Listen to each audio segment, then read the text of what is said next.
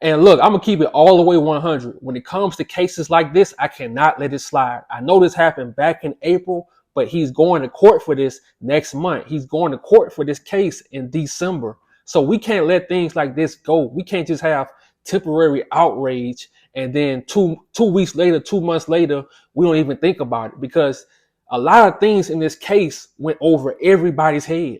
And I know we all have different algorithms because I never even heard of this story. So to my truck drivers also, and to my people that travel this country, you have to pay attention on these dating sites when you're meeting up with new women, when you're meeting up with new men. You cannot trust anyone. I told you, as Black people, we can't travel like everybody else. We have to be on our P's and Q's. And at the end of this video, I'm going to show y'all how much they don't care about our Black women, our Black girls, and what we have to do to take over, what we have to do to report these stories, what we have to do instead of waiting on them.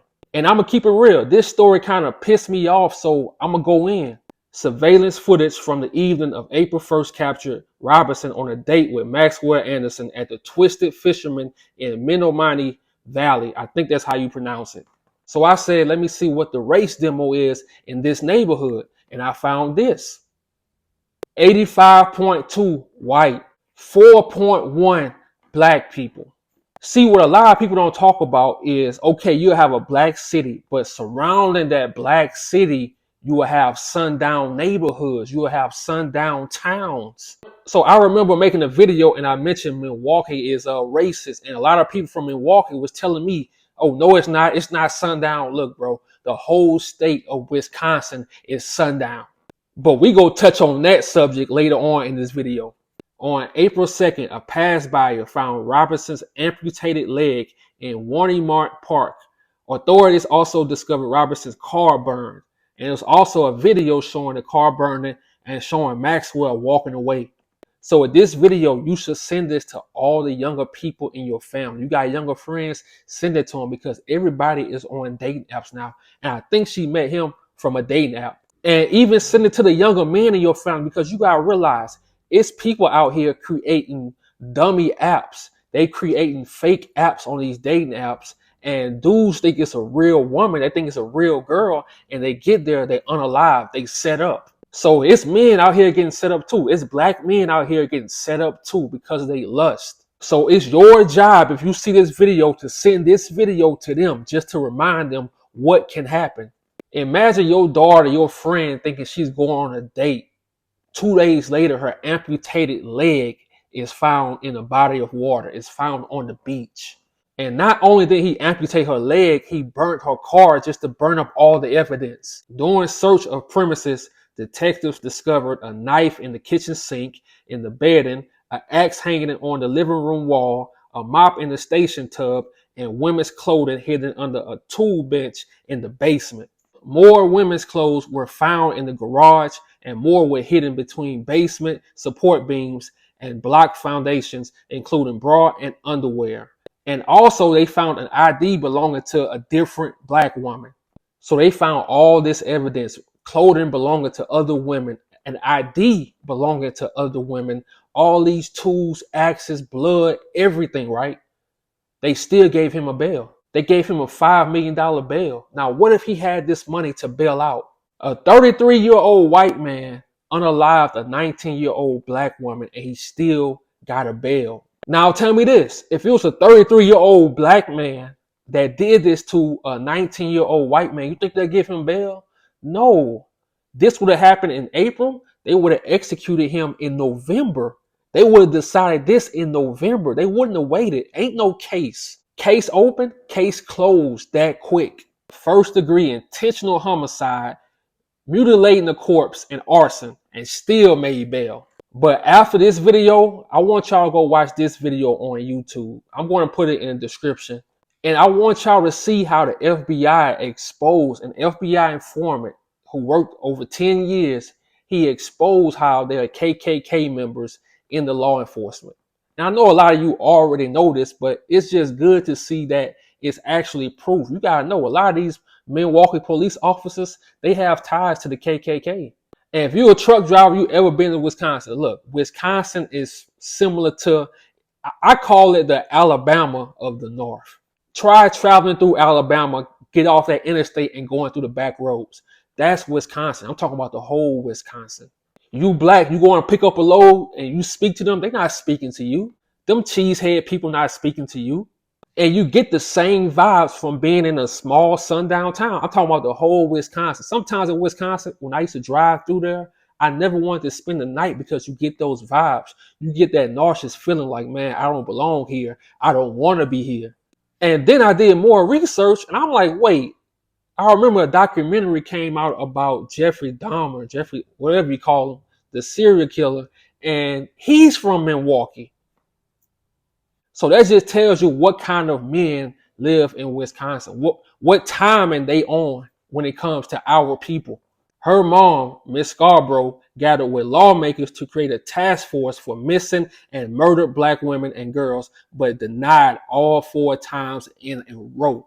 So her mother met with lawmakers so they can try to create, a certain law for black women to find them when they murdered or when they missing. But I told y'all before, whenever you see these black leaders, these black supposedly called leaders in position of power, you cannot trust them because they can't say anything for black people. They can't speak up for black people. They can't look out for black people. And I wish I could have told her mother that because she's with them trying to create this law, not even knowing these people don't like you. These people are about money. These people are house Negroes. These people can't be in the field with you. So the first one we got, her name is Dora Drake. She is a member elect of the Wisconsin state. This is what she said when her mother, was trying to get the law passed. We have no system or mechanism to determine how many black women and girls are missing. We can't really address the way we need to unless we have the data.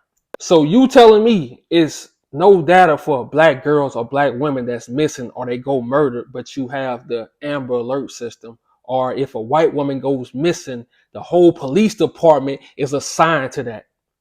All the investigators are assigned to that. The FBI is assigned to that.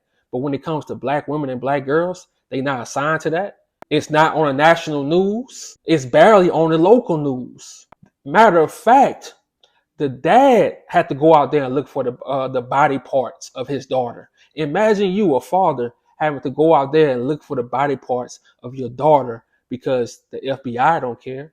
The police, they don't really care because they already know what's going on. So remember I told y'all they put these black people in power to make it look like it's no racism. But the more black people in power, the more racism. They use that to cover up the racism. Second one we got, Danita R. Ball, the first African-American woman as sheriff in Wisconsin. No data for black women. The third one, Cavalier Johnson. He's the mayor. No data for black women or black girls. Jeffrey Norman, chief of police. No data for black women or black girls. So you see, I'm confused. You have all these black people in position of power, but you don't have no data to search for murdered black women or missing black women. What's the excuse? I'm going to tell you, they chose to have money over their people. They not losing their money, their career over their people. They not losing that. And look, this is the worst part. Wisconsin has the highest black incarcerated rate in the country. Data shows that 1 in 36 black Wisconsinites are currently incarcerated, meaning black people are nearly 12 times more likely to be incarcerated than white people. So you telling me with all those black people in power that our people are still likely to be incarcerated? Is that a coincidence? So when I made that video and I used Milwaukee as an example of racism, don't tell me Milwaukee is not a sundown town. I don't care how many black people are in it. The police, the chief, all of them control everything. If they are racist, it's a sundown. They control everything. They control how many black people go to jail. They control who they look for when black women go missing. They control the cases they really care about. Many point to historical lack of police and media attention. When black and brown women are reported missing and are murdered, missing white women syndrome is what they coined it. Disproportionate media coverage with more attention given to white women.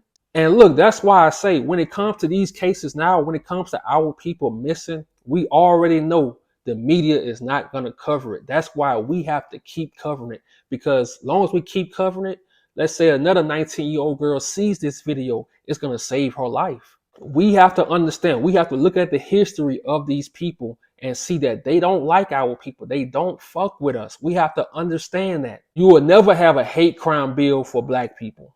They'll create something for every other race or every other group of people but black people. We have to understand that. We must start protecting ourselves. We have to stop waiting on the laws to solve our cases and find these people or put these pieces together. And we have to start doing that. We have to start putting the pieces together. We have to start communicating. And that's why I love my YouTube channel. And I have my email in my bio. So if something like this ever happens again, or if our women go missing, our men go missing, or they unalive and it seems suspicious, send that story to me and we get it out there. The next YouTuber get it out there, and that's how it goes. You can trust no one. Don't be so quick to go to these people's houses.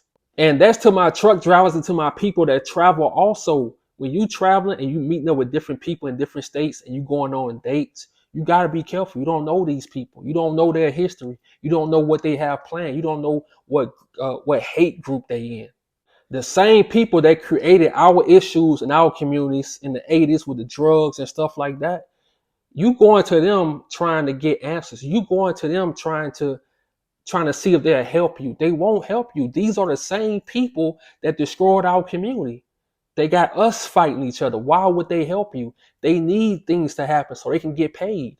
So rest in peace to Sade Robinson. I heard she was supposed to graduate in October and she not here right now. And to her mother, I hate that this had to happen, but just know you're not alone. And I will be sticking to this case. Like I say, it starts in December and I'm gonna be paying attention. In 2025, we have to stop depending on the apps to help us out. I'm out.